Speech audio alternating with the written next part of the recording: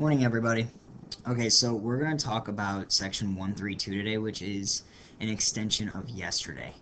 The goal for today is to talk about how we can eliminate some flaws in how gathering and how people have gathered data, as well as make the data collection better or more accurate. Okay. There's going to be a lot of writing today, just like there was yesterday. Just a heads up. Okay, so most of this is, I already typed it out just so you don't have to read my terrible handwriting on a computer screen. So what I'm going to suggest is that we talk through it, and I kind of, talk you through the explanation of what I've written, and then I would pause it if I were you, and then I would write it down. Okay, and if you need to, you can go back and listen to anything. Okay, so if you find what page 132 is on, I believe it's on page 113. Okay, it says, while watching TV, you heard the following claims about various products. So there's three things. The first one is that 4 out of 5 dentists recommend brand A toothpaste. The second one is that our paper towel absorbs twice as much liquid as brand B's paper towel. And the third is that I lost 4 inches off my waist after wearing brand X's weight loss wrap. Okay. The first part, or first question, says to identify the type of study that likely led to each claim. So remember that there are 3 studies that we talked about yesterday. One of them is observational. So write this down. And observational is where you just watch and no interaction. We also have a survey, most likely a sample survey, because again, usually you have large groups of people. And then you also have an experiment. And an experiment is where you're interacting and you're giving incentives and that type of thing. Okay? So, based off of these 3, if we talk about A first, 4 to 5 dentists recommend brand A toothpaste. Most likely that is a type of a sample survey.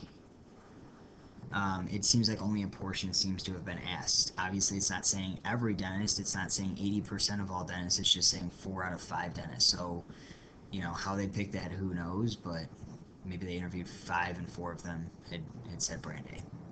Okay? The second portion, B, again, pause this at any time to write down what's here, but make sure you have all this written down. Part B is would be an experiment. If you're talking about that one paper towel absorbs twice as much as the other paper towel, an experiment must have been conducted where you took one paper towel and the other to determine how much liquid was absorbed by it. Okay, so you're comparing, so that's why it's an experiment. And then I lost 4 inches off my waist after wearing brand X's weight loss. That also sounds like an experiment where you're measuring your weight size before and then after, before and after using this weight loss wrap. Okay, so actually none of these would be a survey. Okay, question 2 says, after thinking about each statement, write a question you could ask the maker of each product to determine how valid each claim might be. See, right now would be a good time to pause and kind of think about that and think about, like, how did you come up to 4 out of 5 dentists? Okay, so here's what I got. For part A, I would ask, well, how were the dentists? How many dentists were surveyed? Did you take 100 and 80% of them said that they approved this or chose this? Also, how were the dentists selected? Was it one place? Did you pick a state and survey all the dentists? Did you survey dentists between the ages of 20 and 40? Did you survey only your friends? Did you survey only the dentists that maybe you have gone to in your community? Something like that. Okay. B, when you're talking about the paper towels. So were the paper towels that were compared the same ply? Meaning, like, if you had a really thin versus really thick, well, obviously the really thick one's going to absorb more. So are you comparing apples to apples type of thing? And then also, were they tested in the same manner? Meaning, did you like pour a cup of water on the table and then use each paper towel to pick it up, or was there more liquid versus less liquid? Those seem like obvious things that you would compare apples to apples, but these are meant to skew the data. And then C, I'm talking about the weight loss. How many people participated? Meaning, like, was it just one, and just this one person happened to lose 4 inches off their waist? And was this person paid to endorse the product? Because if that's the case, then they're going to lose as much as they possibly can. You could also say, were they doing any other exercises? Like, did they totally cut carbs out of their diet? Were they also exercising twice a day or once a day and they had never exercised before? I mean, there's other factors that could go into this other than just the fact that they had used this weight loss wrap. Okay? Alright, so you do not need to write this down. This is just so this is an introduction again to what this section is about. So it says studies are important for gathering information. In this lesson, you will learn how to effectively design a study so that it yields reliable results. And this is what is really important in this section, is this idea of reliable results. A well-designed study, whether it is a survey, an experiment, or an observational study, so all three of those that we talked about yesterday, has a number of qualities, including they should all include a statement describing the study's purpose. They should have neutral questions, nothing that leads towards an answer. Like a neutral question would be like me saying, you know, I never work out. Do you work out? Well, so now I've kind of led you into an answer of what my answer is before you've even answered. Okay. Procedures designed to control as many variables as possible. So things that could include all types of situations and not, you know, totally disregard a subgroup. Random assignment of subjects.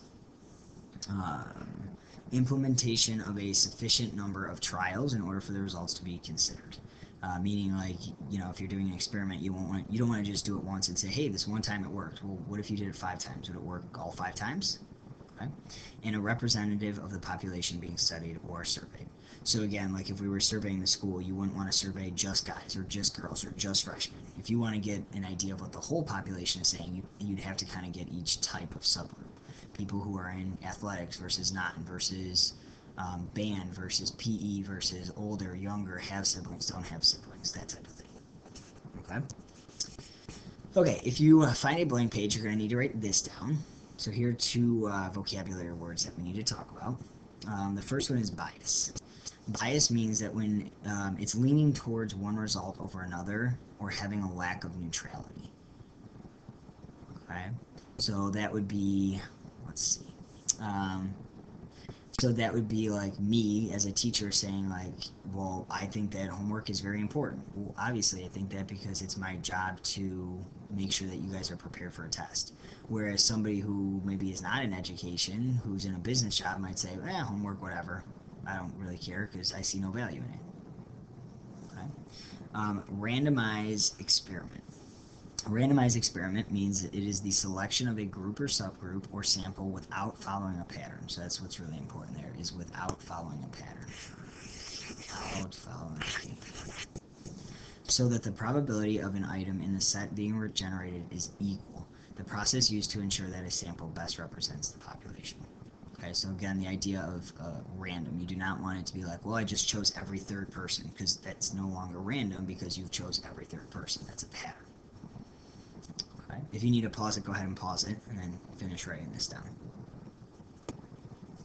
Alright, so let's go through your examples. Example 1, again, is going to kind of walk through, and we're going to kind of talk about all the different scenarios and kind of do some more writing.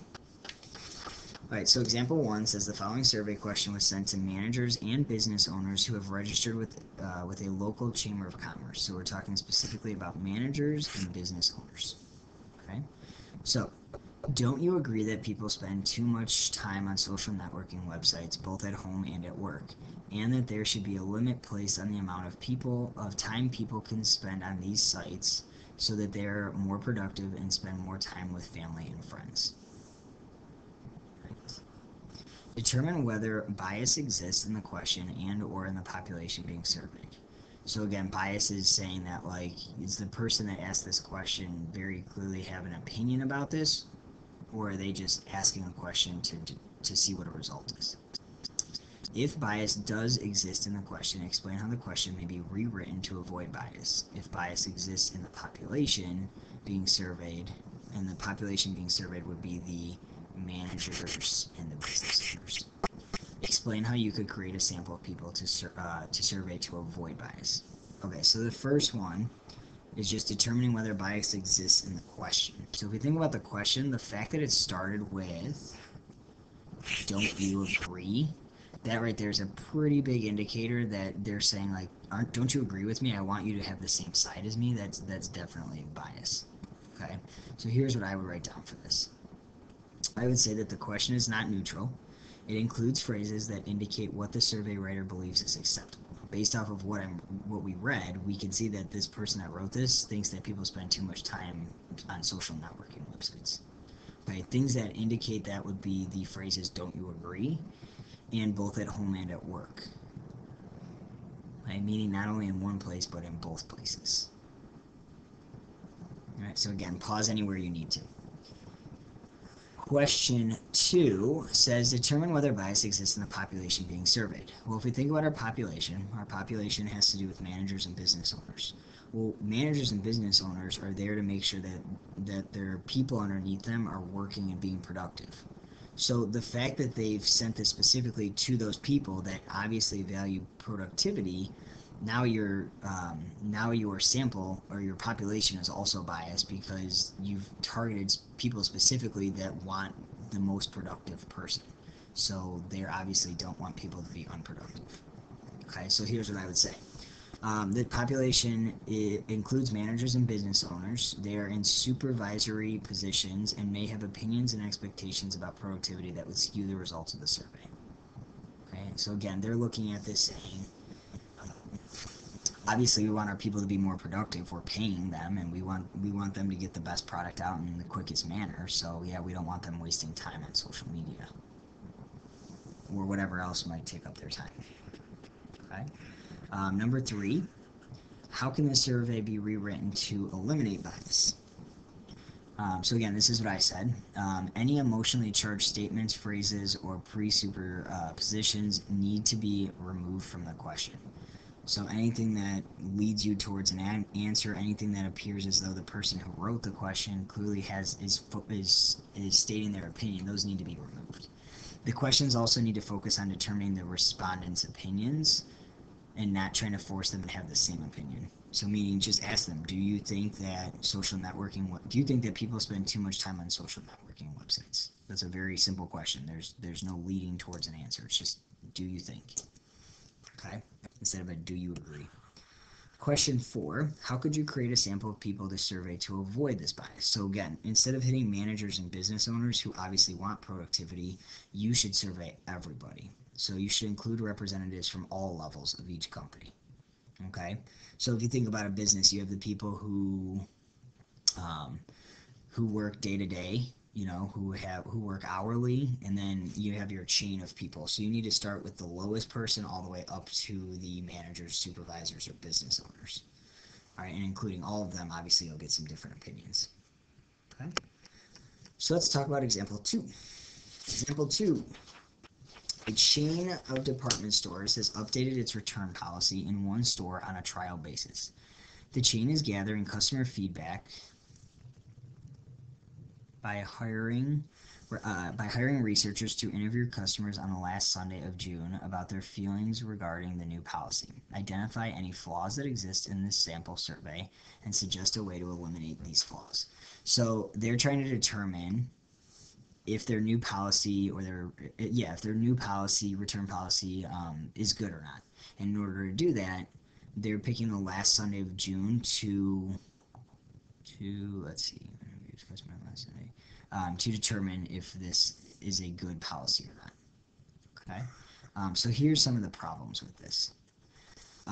By picking the last Sunday in June, only a portion of the customers are being hit, which means a portion of the customers could be missed by selecting only one particular day, instead of picking like random days throughout the week. Also, if you pick this one particular day, the people that have then you're hitting a specific amount of people.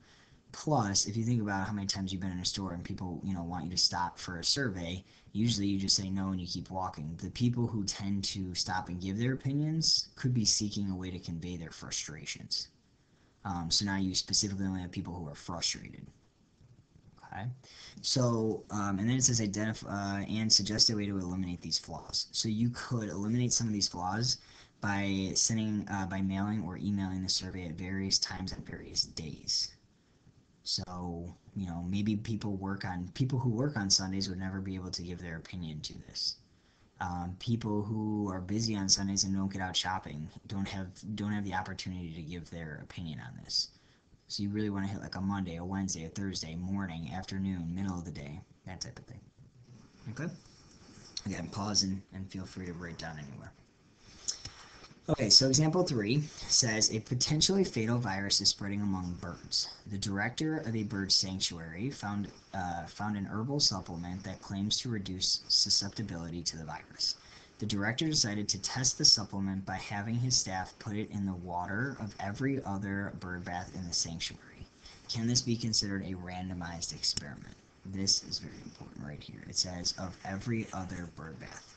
Well, the second that you've done every other bird bath, you've made a pattern. So yes, it's intended to be random in the sense that it's not every single one, but you've now come up with a pattern because you've hit every other instead of like, you know, the first and the fourth and the eighth and the seventh because you've randomly picked numbers out of a hat type of thing. Okay, so can this be considered randomized? This is what you'd want to say. You'd want to say that it's systematically placed in every other bird bath. It follows a pattern. And here's the other thing, if it's randomized, if you're putting this solution into the water, do you know if the supplement will be effective if it's diluted? But in general, to answer the question, it's not random since it follows a pattern. Okay. All right, moving on to number 4. So again, make sure you're giving a good explanation as to what these questions are. Number 4 says, researchers for a treatment facility at a local university are seeking volunteers who have been diagnosed with severe obsessive-compulsive disorder, or OCD.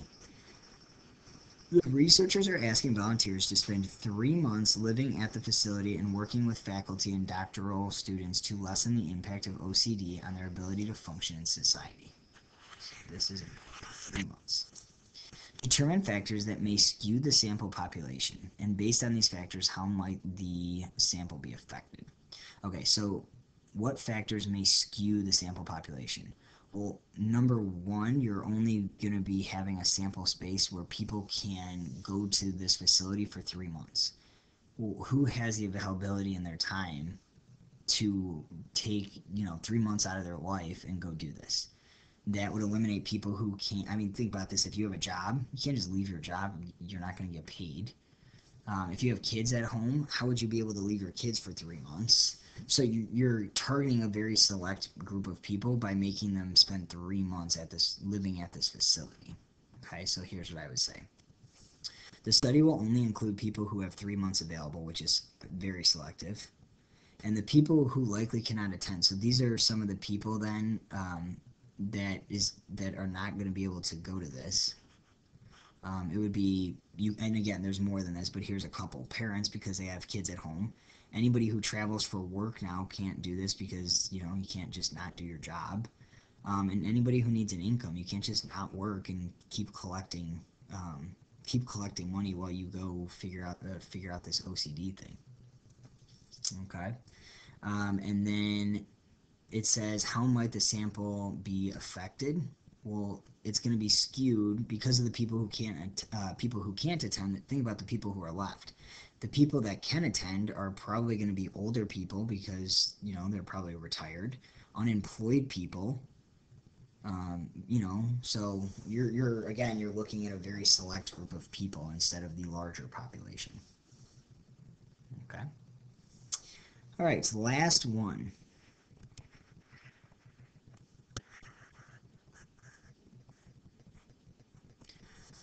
It's the day before your beach vacation and you're trying to decide which sunscreen to buy. You're most concerned about providing maximum protection for your face. Someone told you that any sunscreen with a sun protection factor, which I did not know stood for SPF, greater than 50 is no more effective than one with SPF of exactly 50. Okay? Design a study to determine how well different sunscreens protect your face. Then describe how to create a random sample if the population is large. Finally, indicate whether you chose to conduct a survey, an experiment, or an observational study, and explain why you chose this study. All right, so there's a lot going on in here. So let's go back to the first question. It says, design a study to determine how well different sunscreens protect your face. Okay, so you're trying to determine right now how you can determine if an SPF that's greater than 50 or equal to 50, which one is better. Well, the best way to determine this would be to go to like a store and buy a couple. You obviously don't want to waste too much money, but you go to a store and buy a couple samples of SPF that is 50 and by a couple samples of SPF that is greater than 50. Okay, now this again, there's always a flaw in something, but you could take an SPF that is 50 and you could put it on half of your face, and you could take an SPF that is equal to 50 and put it on the other half of your face. You would probably look awesome. Okay, just rub it in and nobody will ever know. Now, when you're out in the sun, you obviously want to make sure that you're not, constantly showing one side to the sun while the other side is always in the shade, because then that's obviously going to skew your results. So, kind of wrote it down for you. So you want to purchase an SPF greater than 50 and one that is 50. Put one on half your face and one on the other half. In order to make sure that you choose a random sample of an SPF 50 and an SPF greater than 50 so that you're not just picking one brand, you could take multiple and put it in a bag, one with 50 and one with greater than 50, and then you could, close your eyes, reach in, pull one out, and now it's random which one that you chose that's greater than 50 versus exactly 50. You could also do this on multiple days, but, that takes more time too. Okay? All right. The next question: describe how to create a random sample if the population is large. Okay, so when it's talking about if the sample is large, that has to do with why you would place the SPFs in a bag, because there's obviously many brands out there. You don't want to specifically just say, hey, this SPF is better, but maybe that brand was just actually better, and you just happen to choose that one. So that's what the idea of is putting it in a bag and randomly choosing, an SPF. Maybe you have 4 different brands in there, and you just are randomly choosing. Okay. The last thing says, indicate whether you chose to conduct a survey, an experiment, or an observational study, and explain why you chose this type of study. So I would think that this would represent more of an experiment. And the reason is because it involves treating different sections of your face. So you are purposely changing something. You are actually taking and you're changing half of your face compared to the other half of your face. It's not a survey, unless you could make this a survey. Again, there's different answers for this. You could make it a survey, but then you'd have to randomly pick people. You would have to send it out to a decent amount of people so that you can say, do you use SPF 50, do you use SPF that's greater than 50? Does it work? But the hard part with that is that people might be using SPF 20 because they want to get a tan instead of just not burning. So you have to be specific in how you ask the question. Okay, and then it's not really an observational study, because how are you going to observe somebody wearing SPF? Since you can't interact with them, how would you know what SPF they're wearing in order to actually determine, which one's better, 50 or not 50? Okay. All right, so that is the conclusion of your notes. Your homework. So now that you've got this done, your homework is to not do the PBT. Your homework is to do numbers. Oops, sorry, this is 1, 3, 2. All right, your homework is to do numbers 1 through 10 and 1 through 2. The sub is going to be walking around just making sure that you guys actually filled out and did your notes before you're doing this. You're going to go through each of these, and it says design an appropriate study to find the desired information. State whether your study is a survey, an experiment, or an observational survey. Give a little bit more information. I know there's not much room there, but remember the page next to this and the page after this as well is empty, so you can always write on a different page if you want more space, or loose leaf piece of paper. Okay, the answers are in the back of the book. Okay, and the way that they're kind of giving answers is the same type of way that you should in terms of their explanation and that type of response. All right, I will see you on Monday. We have a new section. Make sure you bring your calculator. Okay, have a good weekend.